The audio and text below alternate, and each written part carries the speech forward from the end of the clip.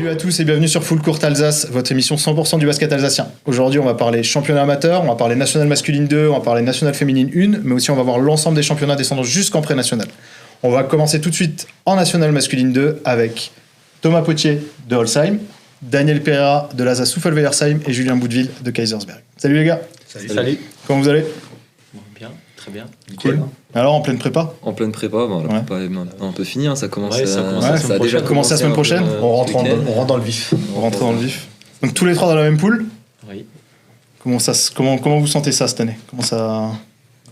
Comment ça se présente? Une poule sympa quand même. Ouais. Je pense qu'on a une poule qui va être costaud avec des effectifs qui sont bien renforcés. Ouais. Donc ça va être intéressant, c'est toujours sympa. Plus compliqué que l'année dernière, je trouve. Plus compliqué que l'année dernière aussi, je Ouais. pense. Ouais. Et au-delà de Alsace Souffel-Weyersheim qui a une tendance à gagner ses matchs, Monsieur Pereira, qui est l'équipe à craindre derrière?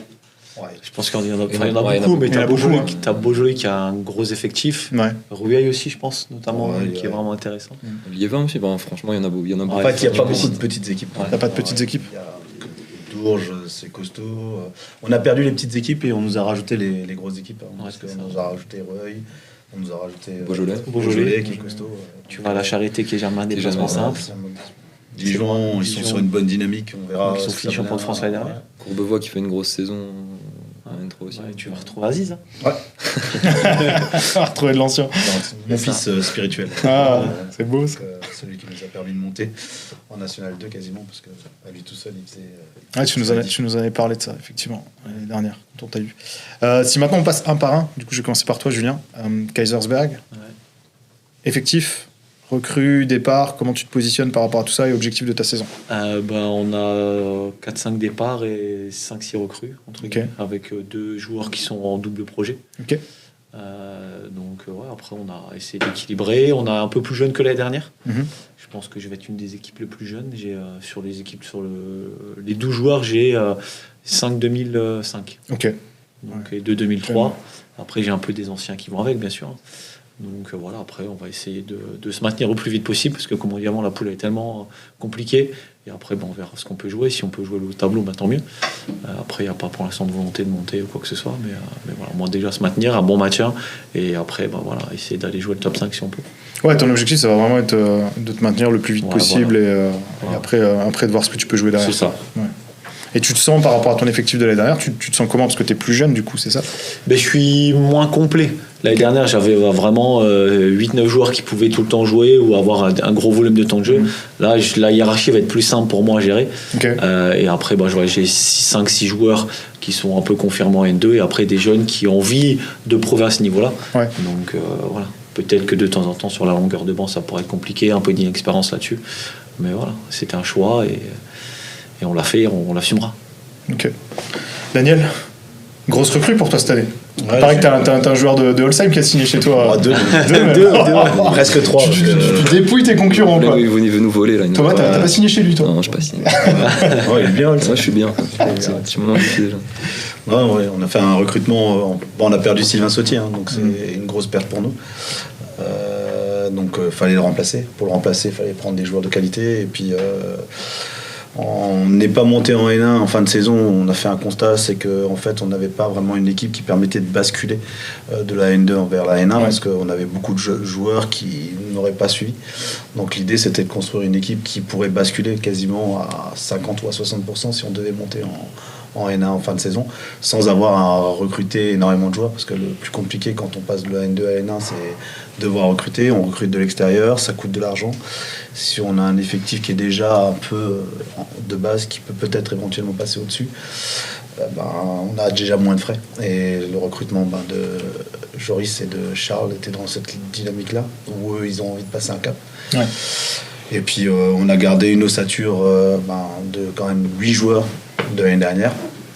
On a aussi Noé Schott qui était, on va dire, plus sur un projet de compléter l'effectif, et qui rentre à plein pied dans l'effectif. Et puis on a récupéré un espoir de l'ASA, Kenzo, qui devait aller signer sur un double projet. T'as vraiment dépouillé Holzheim en fait, tu t'es dit. Non, mais bon, après il y a eu un quiproquo en fin de saison avec Holzheim qui devait pas repartir en pré-national.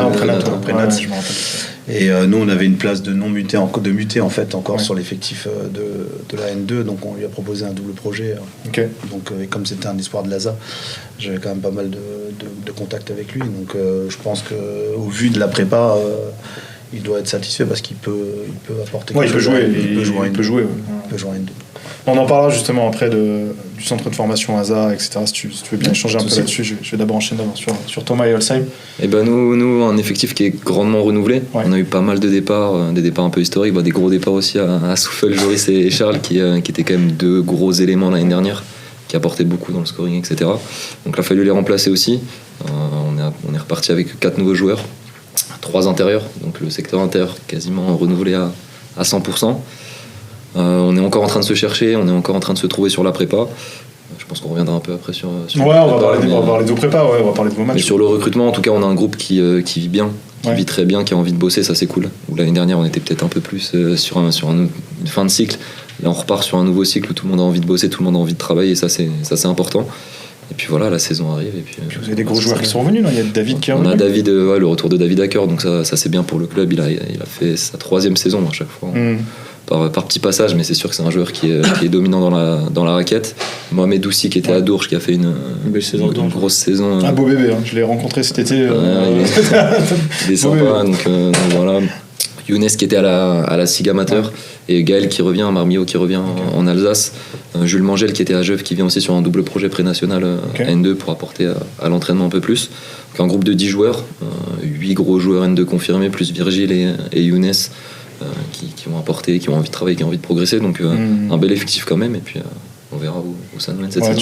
tu verras où ça va aller. Exactement. Mais justement, juste si on revient un peu là, je vais rester sur Holsheim quelques minutes, mais si on revient sur ce qui s'est passé fin de saison, donc juste pour bien mettre les choses au clair. Au départ, vous aviez dit que vous ne vouliez pas vous réengager en prénat. Non, on est le règlement en fait, pour que les matchs en pré-national, pour se maintenir en pré-national, il faut que les joueurs de la 1 jouent 2 matchs en phase aller.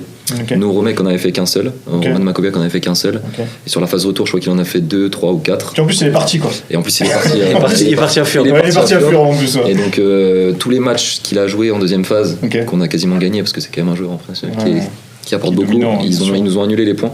Ok. Donc sportivement, on était rétrogradé, on est descendu de pré-national, on l'a appris 2 semaines très tard.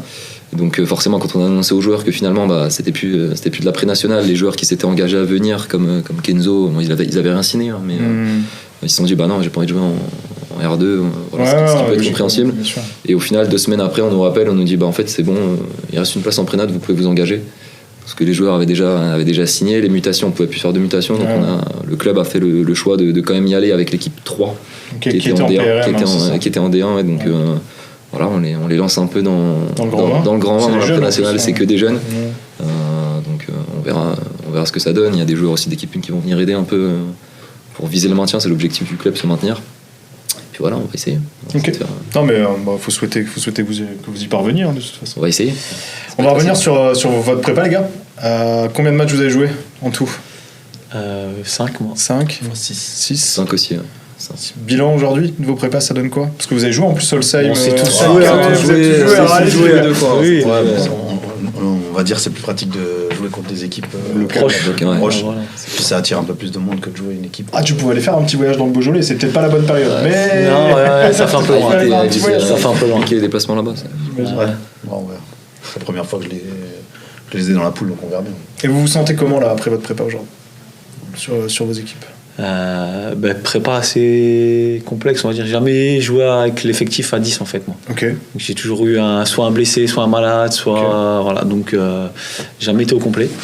Donc à voir.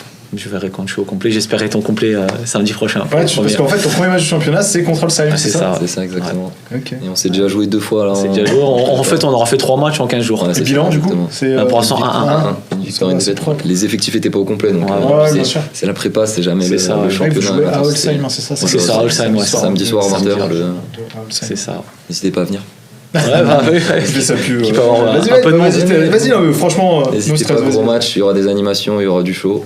Cool. Donc venez. Allez à Holsheim. Un bon Allez, derby allez, pour allez, démarrer. Allez voir du basket, en fait. C'est ça, voilà. C'est juste ça, allez voir du basket. Et toi, Daniel, du coup? Bah écoute, nous, prépa plutôt intéressante, on va dire. Je crois on a gagné 5 fois, on a perdu juste contre Holzheim. T'as perdu Holzheim? On a perdu Holzheim là-bas. Alors on a aussi eu notre lot de mésaventures, dans le sens où Ethan Uzelman s'est blessé sur le 3e ou 4e entraînement, donc il a fait aucun match de prépa. Il a joué 1 minute là ce week-end. Donc ça change un peu la donne, parce que c'est quand même une bonne surprise de fin de saison. Même si pour moi c'était pas une surprise, mais ça a permis de rentrer Charles dans la rotation, dans son rôle qui sera le sien cette saison. Donc c'est plutôt positif, on va dire. En plus là on termine avec le match de Coupe de France à Nivange, qui était un vrai test qu'on prend aussi. Donc on est plutôt dans une bonne dynamique. Ouais, parce qu'il y a les Coupes de France, ce week-end, on en parlera après avec les consultants, mais vous avez tous les 3 joués en Coupe de France. C'est ça. Ok. Daniel, tu joues à domicile aussi? Rueil. Ok. Tu le sens comment?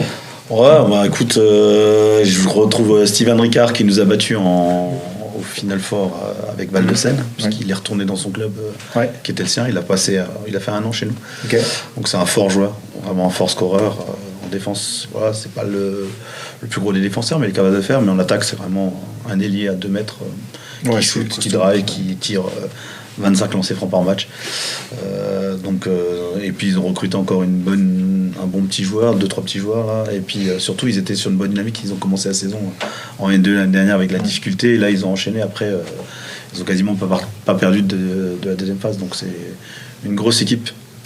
En plus avec des coachs qui ont quand même, les 2 coachs qui sont là-bas depuis quelques années et qui ont joué, qui ont fait de la N1, etc. Donc une bonne expérience. Donc on verra bien, on va s'évaluer.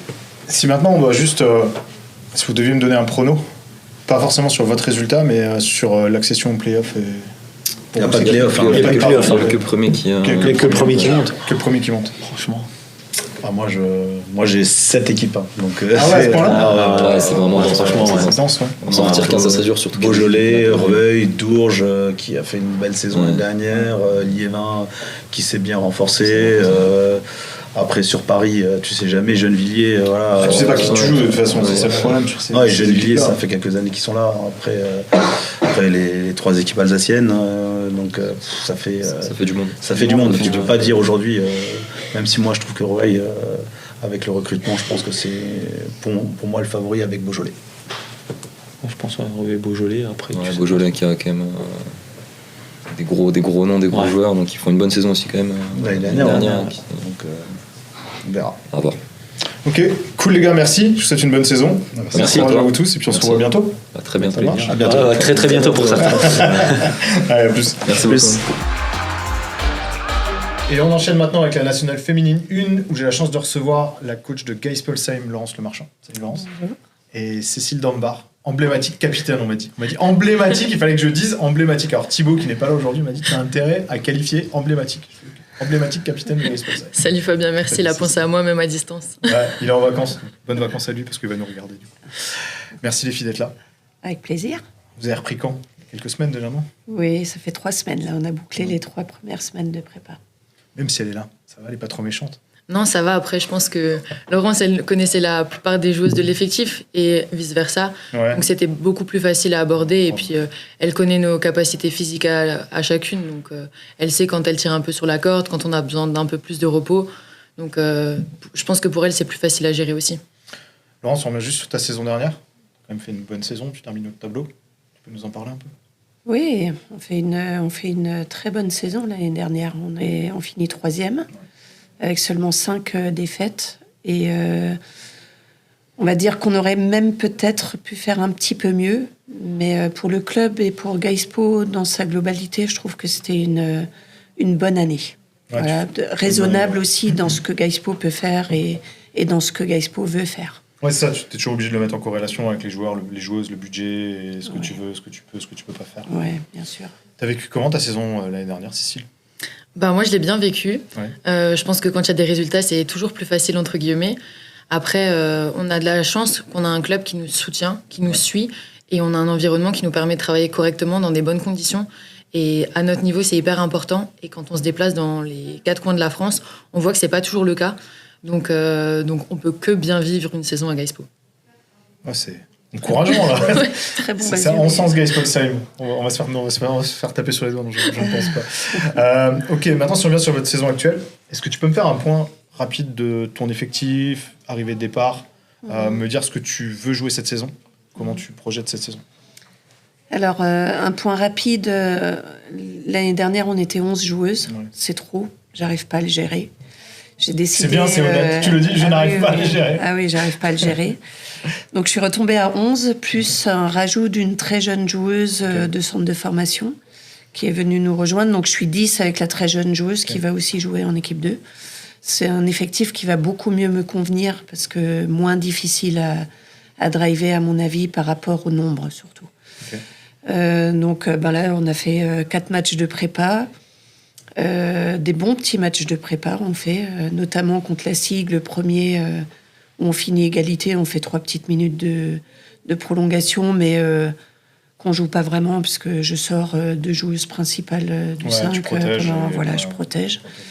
Puis après, par contre, on fait pas une très bonne prestation contre BCNA à Bindernheim. Ah oui, c'était le match de gala, là, c'est ça? Oui, qui avait été fait, c'était la semaine dernière, c'est ou il y a ça. 15 jours, Ouais.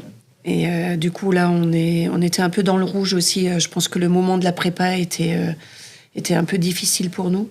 Puis là, ce week-end, on avait notre tournoi international à Gaispo qui s'est vraiment bien passé pour nous. Et je trouve que l'équipe a déjà passé un petit cap par rapport au début, avec des jeunes joueuses qui prennent confiance et qui prennent de la place dans l'équipe. Donc, c'est très intéressant pour nous.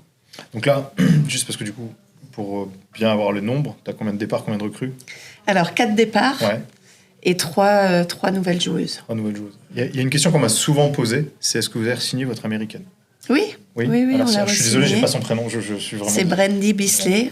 Brandy, elle a re-signé, elle était un peu dans le doute elle-même. Ok.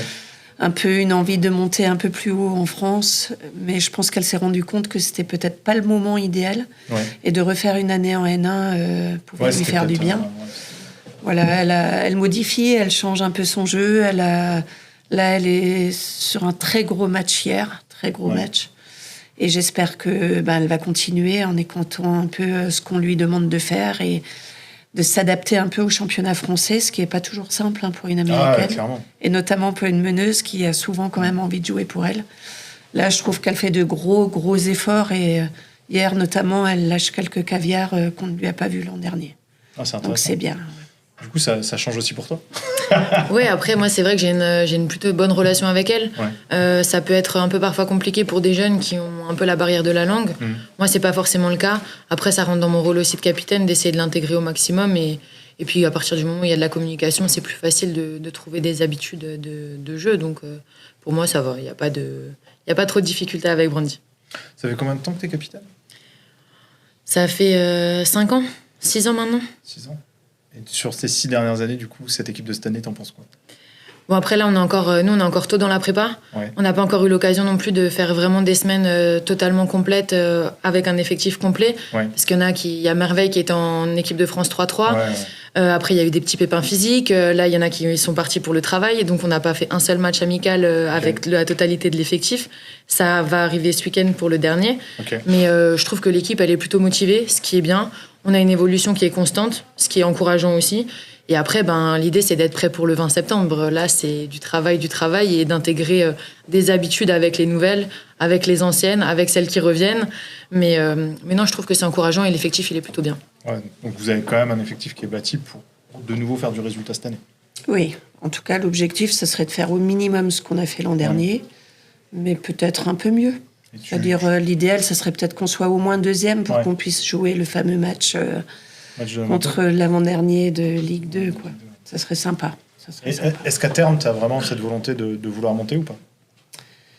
Alors, je ne sais pas si c'est très opportun d'avoir la SIG et Gaispo en Ligue 2. En Ligue 2, ouais. Après, ça fait des gros matchs, des gros derbys, on remplit les salles, etc. Donc, c'est quand même... Au niveau Barin, c'est super bien. Après, je pense qu'on pourrait tenir les 2 équipes en Ligue 2. Gaispo n'est pas contre, mais il faut que ça rentre dans une continuité logique de club. On travaille pour. Est-ce que le club est présent, est est-ce que le club est complètement prêt maintenant? J'en suis pas sûre. Ok. Est-ce que le club se prépare? Oui, le club se prépare à cette... Ouais, à pouvoir monter par la suite. Quoi. Voilà, ça fait 16 ans que Gaëspo est en NF1. Ah, c'est beau, hein. C'est beau. Ça fait 16 ans, je pense que c'est un des clubs les plus anciens en NF1. Ça serait bien aussi pour Gaëspo de passer à une étape au-dessus, quoi. Ça serait agréable. Aussi pour les joueuses, hein, parce qu'à force, tu demandes à Cécile, elle connaît toutes les équipes par cœur, elle connaît... Ouais, t'as l'habitude. En fait, tu vas à la maison quand tu te déplaces. Celle-là, ça va être ma 11e saison en N1, donc les joueuses, j'en connais quand même pas mal. Ouais. Les clubs, j'en connais pas mal. Les coachs aussi, j'en connais pas mal. Mais après, voilà, c'est un plaisir de jouer contre des joueuses qu'on connaît, qu'on apprécie.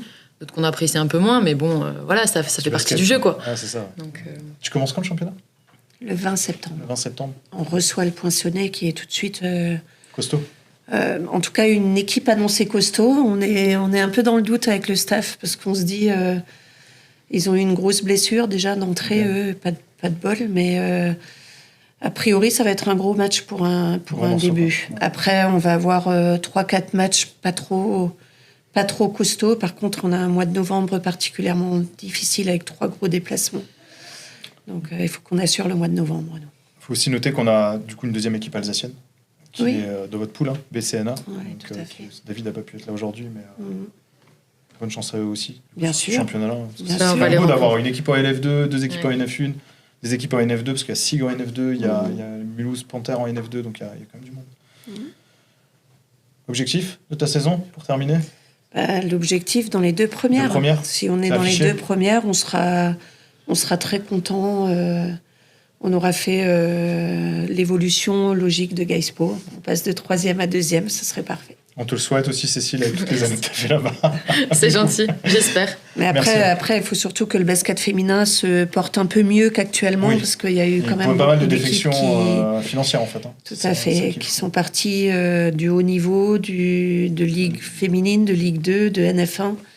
Et il faut que le basket féminin se reconstruise une bonne santé. Alors, je ne sais pas par où ça va passer exactement, si c'est la Fédé qui doit assurer de ce côté-là ou si c'est les clubs qui doivent être un peu plus prudents et un peu plus c'est la question du sport sérieux. Business, ça c'est à un moment donné, c'est est-ce que tu veux faire du sport business ou est-ce que tu veux attendre des subventions, entre guillemets, quoi. Donc, on sait que les subventions, il ne faut plus trop y compter. Donc, ça, c'est une discussion qu'on pourra avoir à un moment donné, si tu veux. C'est pas de clair, problème. Merci, mesdames. Merci à toi. Et puis à bientôt, j'espère. À bientôt. Avec plaisir. Merci. On est de retour sur Full Court Alsace. On va accueillir des consultants pour parler justement du basket masculin et du basket féminin. Donc dans le concept, toutes les semaines, on va avoir des consultants qui vont venir pour nous parler justement de ces championnats amateurs. Donc je reçois Lionel. Salut Lionel. Salut Fabien. Et Emmanuel. Salut. Emmanuel. Je pense qu'ils sont connus sur les terrains de basket, donc ça va aller. On va les reconnaître. Comment vous allez les gars? Super, hein. Bien. Ouais, en forme.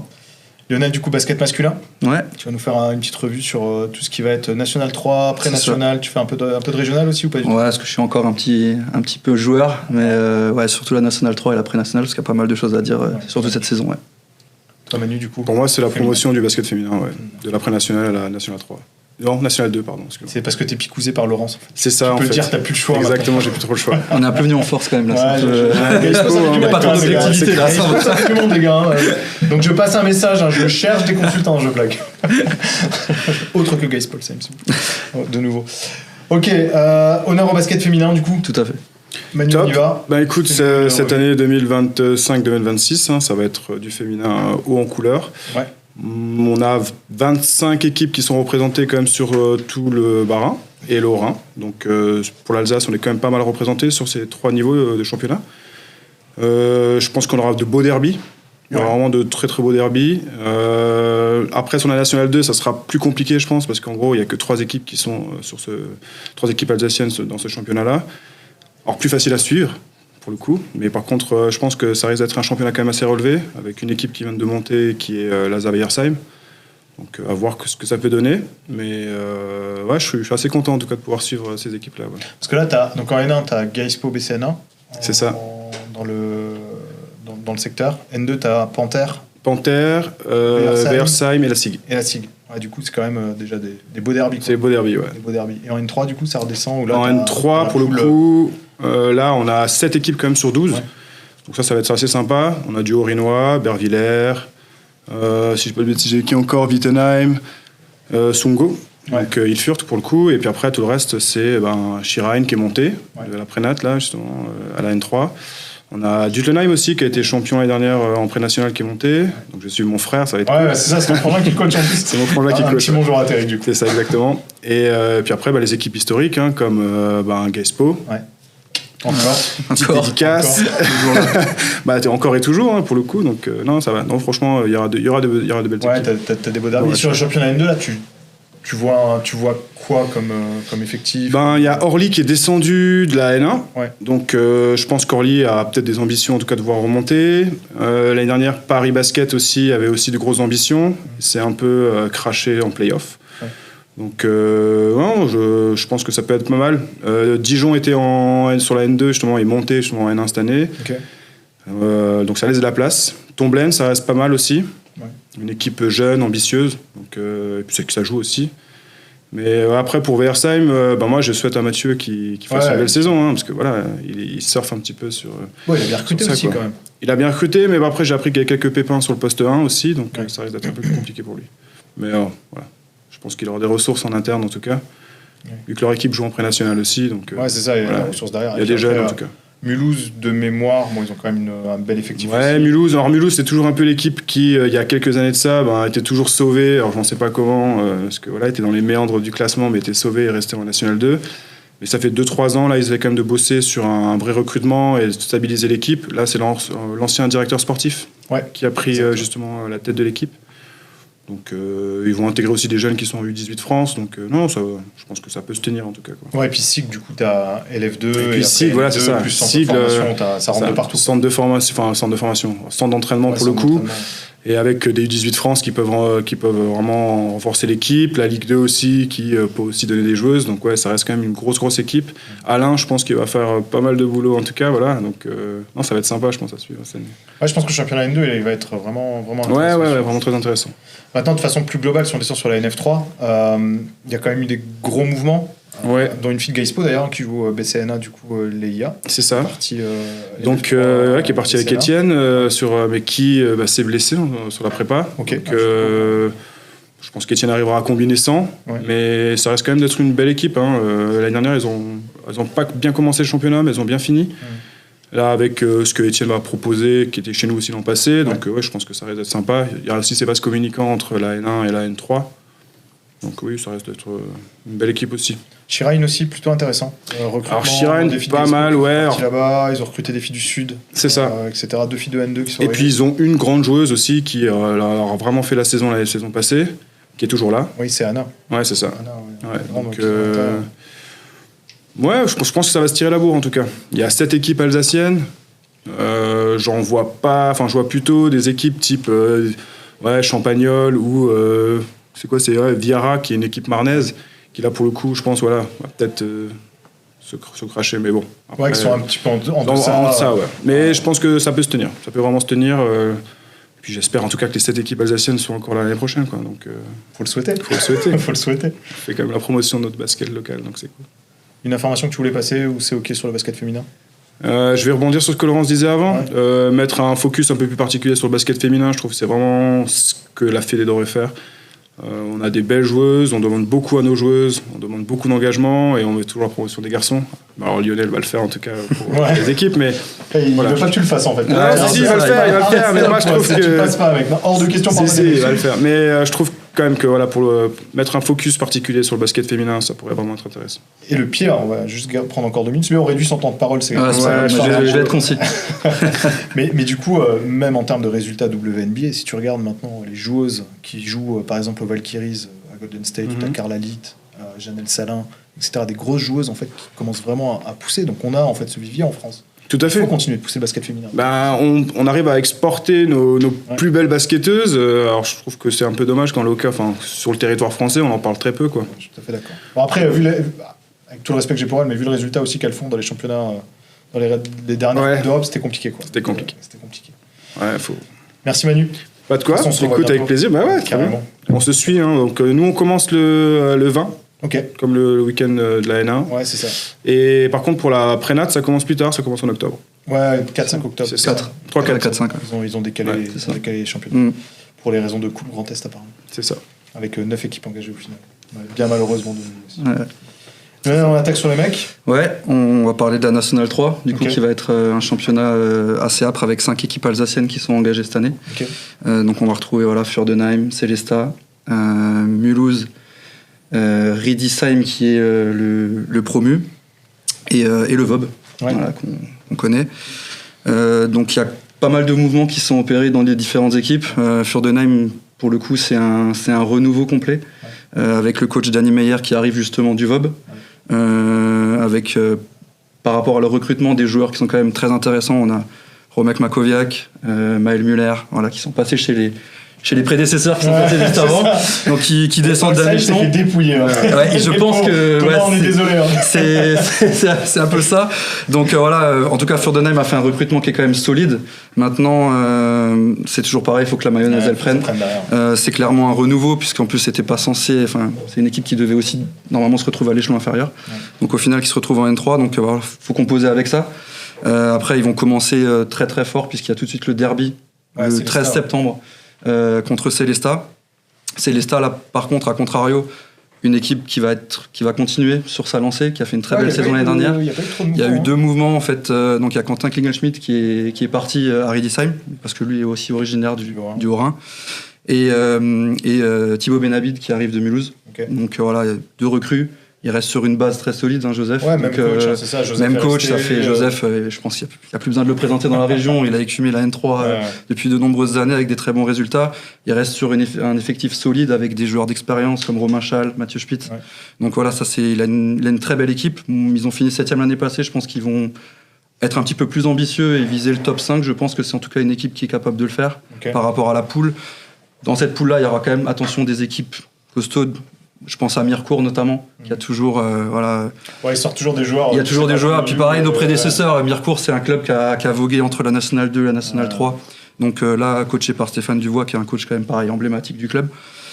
Donc attention Mirecourt, Riedisheim, donc jeune promu, avec quand j'ai préparé l'émission, une très jeune équipe. 22 ans de moyenne d'âge. Avec du résultat derrière. Avec du résultat. Maintenant, donc, arrivée de Quentin Klingelschmidt et de Valentin Chamber. Okay. Donc, je pense que malgré la jeunesse, c'est quand même un groupe qui va être très athlétique dans la dureté, avec quand même un joueur d'expérience qui est Kevin Walter, voilà, mais qui est le seul joueur de plus de 30 ans. Donc ça, je pense que Laurent Ménic va pouvoir composer avec ça. Et ensuite, le VOB, renouveau aussi pour le VOB. Ouais, Dany qui part, Frédéric Minet qui prend la tête de l'équipe. Valentin Correa qui s'est arrêté. Donc après, pareil, en termes de recrutement, il y a plusieurs bons joueurs qui sont arrivés. Je crois qu'il y avait... t'as 4 arrivés de mémoire. 4 arrivés, oui, si t'as pas les détails, c'est pas ouais, Maël Bourblanc, Flo Delvar, qui arrive d'Olsheim. Donc, voilà. Thomas, désolé. Donc non, pareil, aussi un renouveau pour le VOB. Ouais. Donc même si il y a des joueurs très solides comme Julien Combe, Arnaud Imhoff à la main. Donc je pense que c'est aussi une équipe qui va après, faire à voir s'ils vont vraiment finalement développer les jeunes. Parce qu'ils ont quand même un vivier de jeunes qu'ils n'utilisent pas. C'est ça. Après, dommage, avec une équipe qui vient de monter en R2, qui était en D1, qui vient de monter en R2, donc ça commence... voilà, je pense que ça va être intéressant là-dedans. Ils vont intégrer aussi des joueurs. Hein. Je pense que c'est comme Riedisheim. Hein. Il y a 3 joueurs de 18 ans, donc je pense que c'est des joueurs qui vont faire double projet. Donc voilà. Et après, dernière équipe, on a Mulhouse, coaché par Mathieu Gita, qui a fait sensation le week-end dernier en Coupe de France, qui a battu Olsheim. Donc voilà, avec des c'est du Olsheim bashing là. Non mais pourtant c'est un club, c'est mon ancien club, j'aime beaucoup, mais non vraiment c'est pas de chance, mais ouais ils ont fait une très grosse prestation en Coupe de France, voilà, avec des grosses performances de Quentin Dill par exemple. Okay. Donc voilà. Si maintenant tu redescends PNM et RM2 rapidement. PNM, tout le monde, je pense, ça fait quelques mois là qu'on entend entre guillemets l'ogre colmarien. Ouais, Colmar. Je les ai vu jouer la semaine dernière en Coupe de France. Contre Furde, c'est impressionnant. Ouais, Sacco, il est impressionnant. Voilà, les 3 recrues, plus Cédric Garnier qui est un coach aussi de renom et qui a fait ses preuves, William Sacco qui est un joueur en National 3 qui est plus que confirmé, et puis après on a Hugo Dill et Arthur Ekani qui pareil est un joueur très expérimenté. Donc pour la pré-nationale, voilà, ils font office clairement de favoris. Même si derrière il y a des équipes vraiment outsiders, il y a le SUS qui a une belle équipe. Et puis aller jouer là-bas, c'est pas facile. Et Gaispolsheim aussi, mine de rien, qui garde un groupe solide. Mais je suis obligé de le dire parce que je les ai vus aussi vendredi soir jouer contre l'équipe de Julien Boudeville, qui fait quand même, je trouve, un match très honorable contre une équipe de National 2 de niveau au-dessus. Même si tu pars avec plus 14, c'est toujours un peu plus simple. Ils perdent 2-1. Ils perdent 2-5 après prolonge. Et à 30 secondes de la fin, il y a encore plus de. Ça joue sur des détails, des lancers francs, des lay-ups, bon voilà.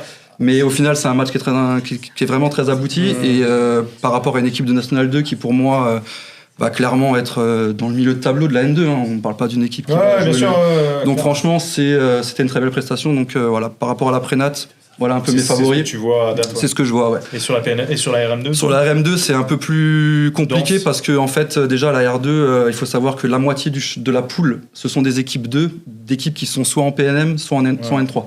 Donc c'est toujours un peu compliqué. Si tu fais descendre, voilà, il y a toujours des aides à droite à gauche. Maintenant, Dessenheim a une belle équipe. Et puis jouer à Dessenheim, c'est vraiment compliqué. C'est comme aller à Lutterbach, c'est comme aller à Weidbruch.